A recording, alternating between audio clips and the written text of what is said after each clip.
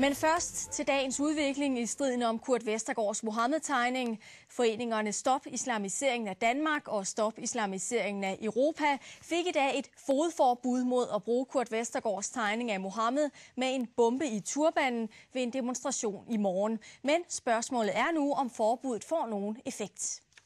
11 medlemmer af SAIO, Stop Islamiseringen af Europa, var mødt op ved fogedretten i Aalborg for at høre kendelsen i dag, og de var skuffet over afgørelsen. En fogedret i Aalborg kan der ikke gå ind og forbyde andre lande, og hvad de gør i deres lande. Det lyder for mig vanvittigt. Vi har fået det, vi er kommet efter, og det er et forbud mod de foreninger her.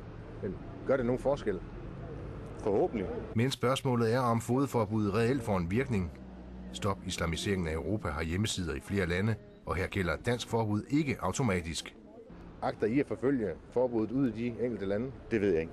Retten tog ikke stilling til, hvad enkeltpersoner, bortset fra Anders Gravers, foretager sig med tegningen. Dybest set, så vil man jo kunne stå med Mohammed-tegningerne i morgen. Og hvis SIATs medlemmer ikke kan, jamen så kan ikke medlemmer. Fordi det er jo kun SIAT og mig som person og SAIO, det her det går ud over. Hvis privatpersoner dukker op med den her tegning, hvad kan I så gøre? Det må vi se på. Det må vi gå ind og vurdere konkret hver gang. Der dukker næsten med garanti Mohammed-tegninger op ved demonstrationen i morgen, og dermed bliver retssagen en farce, eller tegneserie, om man vil. Det er jo en sikring og viser, at Kurt har retten til de her tegninger, eller til den tegning, han har lavet. Så jeg mener bestemt, det er mere end en skrivebordssejr. Får vi tegningen at se i morgen? Jeg er helt sikker på, at den dukker op. I den ene eller den anden form. Og Anders Gravers blev dømt til at betale 5.000 kroner i sagsomkostninger. Og i eftermiddag blev politistationen i Aalborg invaderet af 50 bekymrede muslimer. De vil have politiet til helt at aflyse lørdagens demonstration for ytringsfrihed.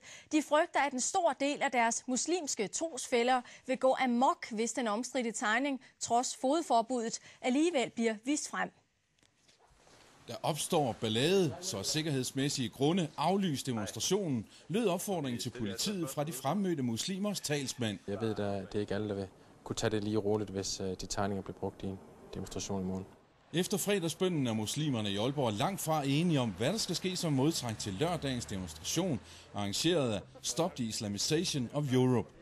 Derfor valgte en gruppe på omkring 50 muslimer at tage på politistationen. Og så vil de have at vide, hvad vi har tænkt os at gøre, og det kan jeg selvfølgelig ikke løfte slør for. Jeg kan kun sige, at vi gør jo selvfølgelig alt, hvad der står i vores magt for, at de demonstrationer, der nu er anmeldt, kan afvikles på fredelig vis. Hvis man presser folk det rigtige sted, så slår det klik for dem på et tidspunkt. Og det kan man frygte, det vil ske for nogen.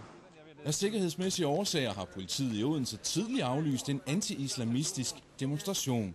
Men Nordjyllands politi vil ikke aflyse. Vi forklarer dem, hvordan de almindelige gældende bestemmelser omkring afvikling af demonstrationer og forsamlingsfrihed osv. her i Danmark. Og af frygt for repressalier vil den muslimske talsmand ikke have sit navn frem her i indslaget. Velkommen til dig, Charlotte Bakker-Tranberg. Et fodforbud hører vi her. Alligevel er der risiko for Mohammed-tegninger ved demonstrationen i morgen. Hvilken reel betydning har sådan et forbud? Ja, man kan jo sige, at den reelle betydning ser jo ikke umiddelbart ud til at være stor, og det må man nok også konstatere, at det er den ikke. Men fogedretten har i dag sendt et principielt signal om, at man altså ikke kan bruge de her tegninger. Men en hvilken som helst person, der ikke er medlem af Stop Islamiseringen af Danmark eller Stop Islamiseringen af Europa, kan jo møde op til den her demonstration med en tegning. Har Kurt Vestergaard overhovedet fået beskyttet sin ophavsret? Ja, han har i hvert fald fået sendt et signal om, at han ikke deler den holdning, som de pågældende grupper de giver udtryk for. Men man kan sige, at andre, som møder op med den her tegning, krænker principielt set også Kurt Vestergaards ophavsret. Men de har jo ikke fået nedlagt noget fogedforbud imod sig. Men hvis man så møder op som tilfældig borger, som ikke er medlem af en af de her foreninger, hvad kan der så ske, hvis man møder op med tegningen? Ja, der vil jo ikke ske noget i morgen, fordi man kan sige, at det de gør, det er, at de offentliggør hans tegninger uden Kurt Vestergaards samtykke, og det vil ikke være noget, som politiet vil gribe ind over for på stående fod i morgen. Så reelt så kan hverken dom eller ophavsret i virkeligheden bruges til særlig meget for Kurt Vestergaard? Ja, det kan bruges over for den gruppe, som har fået fogedforbud imod sig. Men i den her verden, altså, hvor alting kan udbredes med lynets hast på internettet, er det så muligt at beskytte sin ophavsret? det er jo i hvert fald betydeligt mere vanskeligt, end det var for år tilbage, men og det vil jo også være umuligt at få udslukket alle de her tegninger på internettet, fordi internettet respekterer jo ikke grænser.